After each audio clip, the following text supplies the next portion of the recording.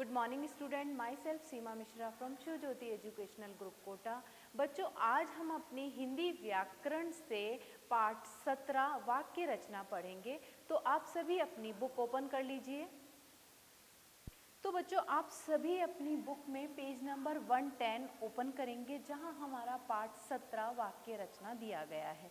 बच्चों, इस पाठ को शुरू करने से पहले तो ये बता दूं कि वाक्य कैसे बनता है। सबसे पहले वर्णों को जब हम आपस में मिलाते हैं तो शब्द बनता है, और शब्द जब आपस में मिलते हैं तब वाक्य बनता है। तो शब्दों का जो समूह होता है उसे हम वाक्य कहते हैं, लेकिन शब्दों का एक समूह व्यवस्थित क्रम में रखा जाता है तभी वह वाक्य सार्थक वाक्य कहलाता है। जब तक हम उसे सही ढंग से या सही व्यवस्थित क्रम से नहीं रखेंगे तब तक वह वाक्य वाक्य नहीं कहलाता है। जैसा कि हम अपनी बुक में देखते हैं बच्चों, उदाहरण दिया गया है। पहले ही उदाहरण को देखते हैं, जहां लिखा है कहा ने चालाक अंगूर हैं खट्टे लोमड़ी। हाँ, ये शब्द तो सही है, लेकिन इनके रखने का तरीका यानी कि जो सार्थक तरीका है या व्यवस्थित ढंग है, सही तरीके से इसे नहीं रखा गया, इसलिए यह वाक्य वाक्य नहीं कहलाएगा जब तक कि हम इसे सही क्रम में नहीं रखेंगे। इसी वाक्य को अगर हम सही क्रम में रखते हैं तो किस तरीके से बोलेंगे हम। यहाँ वाक्य बन गया, चालाक लोमड़ी ने कहा अंगूर खट्टे हैं। तो देखिए बच्चों, यहाँ हमने शब्दों को एक सही क्रम में रखा है, और सही क्रम में रखने के कारण यह वाक्य कौन सा वाक्य, यही वाक्य वाक्य कहलाएगा। नहीं तो ये सही क्रम में ना होने के कारण हम इसे वाक्य नहीं बोल सकते, ना ही इसे हम समझ सकते। शब्दों का शब्द जरूर आ रहे हैं, लेकिन क्रम सही ना होने के कारण यह वाक्य वाक्य नहीं कहलाएगा। ऐसे ही एक और उदाहरण देख लेते हैं बच्चों। चाहिए फैलाना प्रदूषण नहीं हमें। हम देख रहे हैं शब्द तो आ रहे हैं सही, लेकिन इनका क्रम सही नहीं है। अगर इसे हम सही क्रम में रख रहे हैं तो हमें प्रदूषण नहीं फैलाना चाहिए। अब देखिए बच्चों, ये वाक्य सुनते ही हमें समझ में आ गया कि ये वाक्य बिल्कुल सही क्रम में रखा हुआ है। यहाँ हम परिभाषा भी देख लेते हैं बच्चों। तो परिभाषा है हमारी कि निश्चित अर्थ को प्रकट करने वाले सार्थक शब्दों के व्यवस्थित समूह को वाक्य कहते हैं। व्यवस्थित समूह दिया गया है, इसलिए इसे हम क्या बताएंगे, वाक्य कहेंगे। यानी कि जहां आप सही ढंग से सही क्रम से शब्दों को रखेंगे वहीं आपका वाक्य सही माना जाएगा, नहीं तो सही क्रम ना होने पर वह वाक्य वाक्य नहीं कहलाएगा। आगे जानते हैं बच्चों, वाक्य में प्रयोग किए जाने पर शब्दों को पद कहते हैं। ये मैंने आपको बताया है कि जब शब्द वाक्य में प्रयोग किए जाते हैं तो उन्हें हम पद भी कहते हैं या पद के नाम से जानते हैं। वाक्य के दो अंग होते हैं, उद्देश्य और विधेय। सबसे पहले हम उद्देश्य के बारे में जानेंगे बच्चों। तो यहाँ आप सभी अपनी बुक ओपन कर लीजिए। बुक के अंदर आपको यहाँ दिया गया है कि वाक्य में रेखांकित करेंगे। आप पेंसिल हाथ में ले लीजिए। वाक्य में जिसके बारे में कुछ कहा जाता है, जिसके बारे में हम कोई बात करते हैं, अथवा जो क्रिया को करने वाला होता है, जो क्रिया करता है वो कौन होता है, कर्ता। यानी जो जिसके बारे में हम बात करेंगे या जो क्रिया करता है उसे उद्देश्य कहा जाता है या हम उसे उद्देश्य कहते हैं। जैसे कि उदाहरण देख लेते हैं बच्चों। यहाँ दिया गया है किसान खेत जोतता है। तो यहाँ हम देख रहे हैं बच्चों, एक उदाहरण दिया है जिसमें लिखा है किसान खेत जोतता है। इस उदाहरण से हम समझेंगे कि कहाँ पर हमें वाक्य दिया, कहाँ पर हमें उद्देश्य दिया है और कहाँ पर हमें विधेय दिया गया है। तो सबसे पहले हम ले लेते हैं उदाहरण। उदाहरण में हम देखेंगे बच्चों कि किसान किसान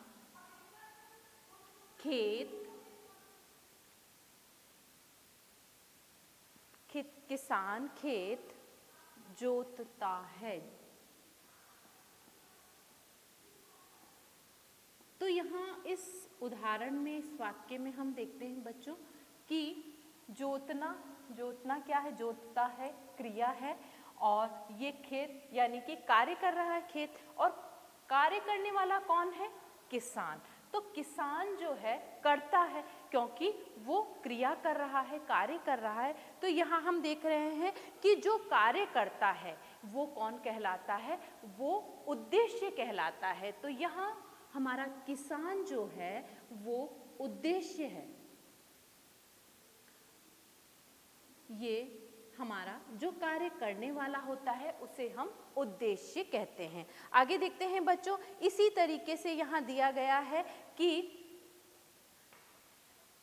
उद्देश्य कभी कभी अकेला आता है, परंतु कभी कभी उसकी विशेषता बताने वाले कुछ अन्य शब्द उसके साथ आते हैं। कभी कभी तो उद्देश्य हमारा अकेला होता है, लेकिन कई बार ऐसा होता है कि उसकी भी, उद्देश्य की भी विशेषता बताने के लिए हम कुछ अन्य शब्दों का प्रयोग करते हैं। इन्हें उद्देश्य का विस्तार कहते हैं और वही हमारा उद्देश्य विस्तार कहलाता है। जैसे यहाँ पर हमने देखा कि किसान खेत जोतता है, इसी वाक्य में हम इसी वाक्य के उदाहरण के हिसाब से हम दूसरा उदाहरण देख लेते हैं कि मेहनती, यहाँ इसी में हमने अगर लगा दिया मेहनती, तो ये वाक्य कैसे बदल गया या इसका विस्तार हो गया। तो हम लगा लेते हैं यहाँ पर मेहनती किसान, मेहनती। अब मैंने यहाँ मेहनती शब्द लगाया है जो कि इस बात का सूचक हो गया कि यहाँ उद्देश्य का विस्तार हुआ है। मेहनती शब्द उद्देश्य के विस्तार के साथ, क्योंकि उद्देश्य क्या है, किसान है, और इसका हमने आगे मेहनती लगाकर उद्देश्य का विस्तार किया है। तो इस प्रकार से बच्चों यहाँ बताया गया है कि कैसे हम उद्देश्य का विस्तार कर सकते हैं। कर्ता जो होता है वो उद्देश्य होता है और उसका विस्तार जो हम करते हैं या उसे जिन शब्दों से उसकी विशेषता बताते हैं वह उद्देश्य का विस्तार कहलाता है। अब आ जाइए बच्चों, हाँ, पेज नंबर 111 पर, जहाँ दिया है विधेय। अभी तक हमने उद्देश्य के बारे में जाना है, अब हम विधेय के बारे में समझेंगे। तो यहाँ आप रेखांकित कर लीजिए, वाक्य में उद्देश्य के बारे में जो कुछ कहा जाता है, हमने अभी बताया कि उद्देश्य कौन होता है, लेकिन वो जो कुछ कर रहा है या जो कुछ कहता है या जो उसके बारे में हम बताते हैं उसे हम क्या कहते हैं, वो हमारा विधेय कहलाता है या विधेय होता है। विधेय में कर्म, कर्म का विशेषण, क्रिया और क्रिया विशेषण आदि आते हैं। तो एक उदाहरण से इसको भी समझ लेते हैं कि विधेय क्या होता है। जैसे यहाँ हम देखते हैं कि विधेय को समझने के लिए यहाँ हम एक उदाहरण देखने जा रहे हैं, जहाँ बताया जाएगा कि कैसे हम उद्देश्य और विधेय को पहचान सकते हैं या अलग कर सकते हैं। तो यहाँ मैं उद्देश्य बता रही हूँ, आपको विधेय बता रही हूँ। इससे पहले मैंने आपको बताया था उद्देश्य, तो अब हम विधेय, ये विधेय के बारे में जानेंगे। तो यहाँ दिया है, जैसे हनुमान ने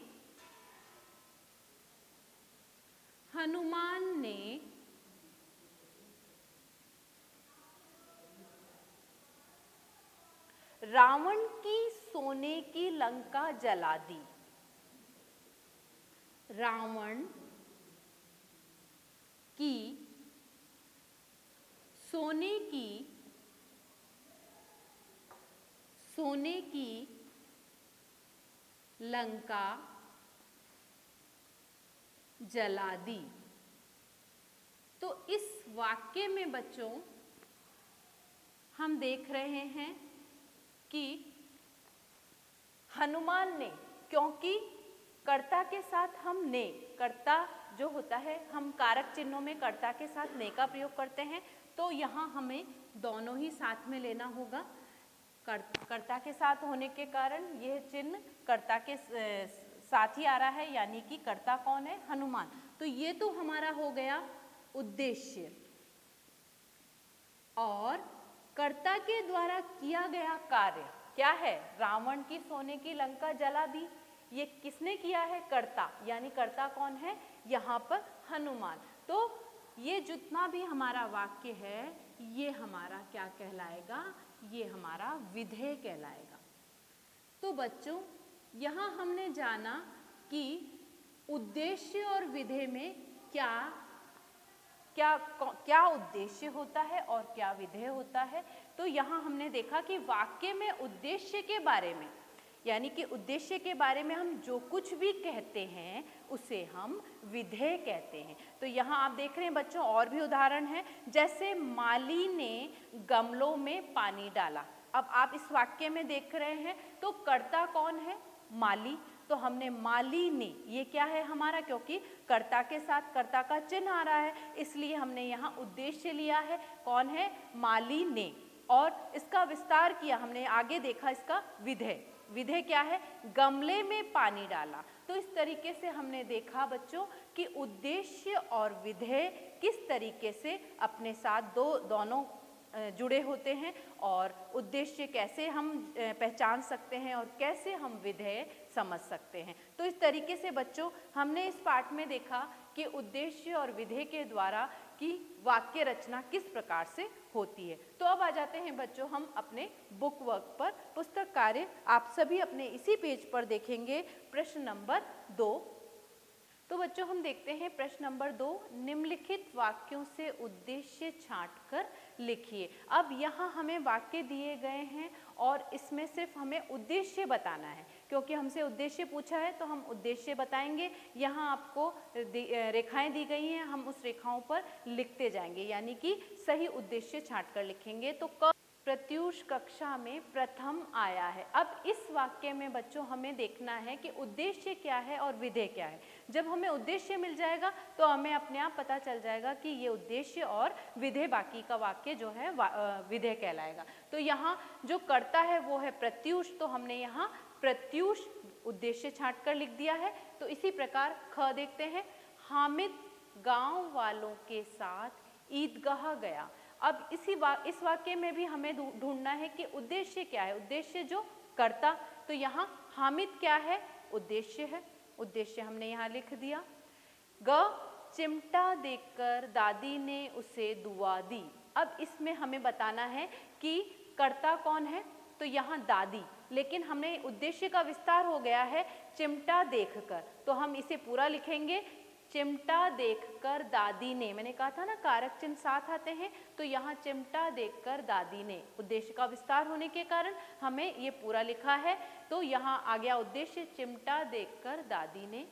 घ माधवी और शिल्पा चित्र बना रही हैं, क्योंकि दोनों एक ही कार्य कर रही हैं, तो यहाँ माधवी और शिल्पा क्या है? वो उद्देश्य है। मैं कल विद्यालय नहीं गया था, यहाँ उद्देश्य कौन है? यानी कर्ता। कर्ता कौन है? मैं, तो यहाँ हमने उद्देश्य लिख दिया मैं। इसी प्रकार प्रश्न नंबर 2 देखते हैं बच्चों हम।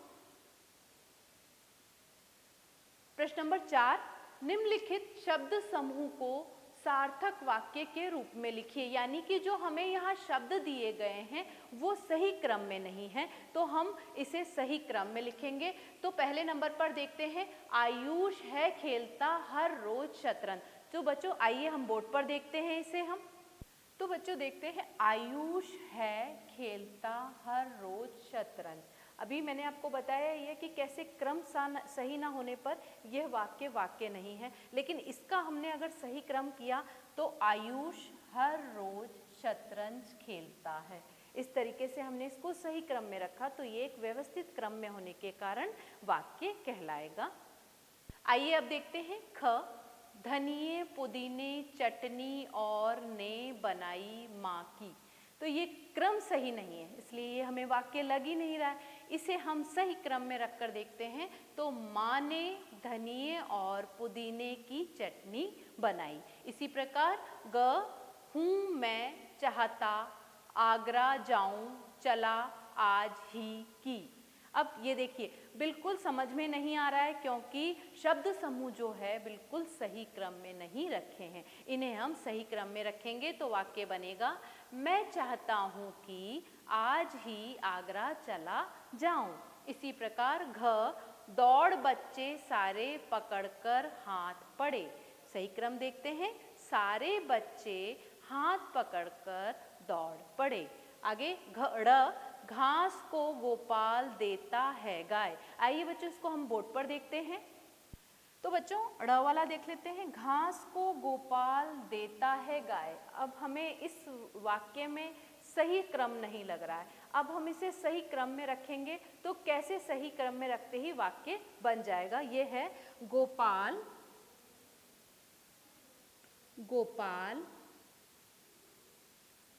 गाय को घास देता है। जैसे ही हमने शब्दों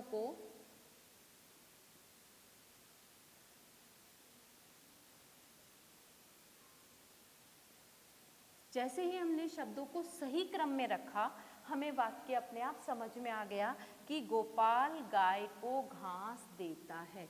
तो सही क्रम आते ही हमें वाक्य बिल्कुल समझ में आ जाता है, और यही होता है कि हम वाक्य को व्यवस्थित क्रम में रखते हैं, तभी हमारा वाक्य सार्थक वाक्य कहलाता है। तो बच्चों अब आ जाते हैं हम प्रश्न नंबर 5 पर। रिक्त स्थानों में उपयुक्त उद्देश्य लिखकर वाक्य पूरे कीजिए। क्योंकि यहाँ हमें उद्देश्य दिया नहीं है तो किस तरीके से हम सही उद्देश्य का प्रयोग करेंगे बच्चों। मेरा यहाँ रिक्त स्थान दिया था, मेरे साथ विद्यालय जाता है, तो आप यहाँ लिख सकते हैं भाई, तो यहाँ सही उद्देश्य आ गया, मेरा भाई मेरे साथ विद्यालय जाता है। इसी प्रकार यहाँ रिक्त स्थान है, प्रतिदिन मंदिर जाती हैं, तो हमने लिखा माताजी प्रतिदिन मंदिर जाती हैं, सही उद्देश्य का प्रयोग किया है। इसी प्रकार दिया है ग में, भारत के प्रथम प्रधानमंत्री थे, तो हम सभी जानते हैं कि भारत के प्रथम प्रधानमंत्री कौन थे, जवाहरलाल नेहरू, तो हमने यहाँ लिखा जवाहरलाल नेहरू भारत के प्रथम प्रधानमंत्री थे। घ देखते हैं, गुरुजी अनंत को डैश देते हैं, तो क्योंकि अच्छा कार्य मानकर हमने इसमें लिखा है शाबाशी, तो यहाँ आ गया शाबाशी देते हैं। ड़ में देखते हैं, कक्षा में सब रिक्त स्थान शांत बैठे हैं, तो कक्षा में कौन शांत बैठेगा, छात्र, तो यहाँ हम ले सकते हैं कक्षा में सब छात्र शांत बैठे हैं। इस प्रकार से बच्चों हमने अपना पुस्तक कार्य किया है। मुझे आशा है बच्चों आपको ये पाठ अच्छे से समझ में आया होगा। धन्यवाद।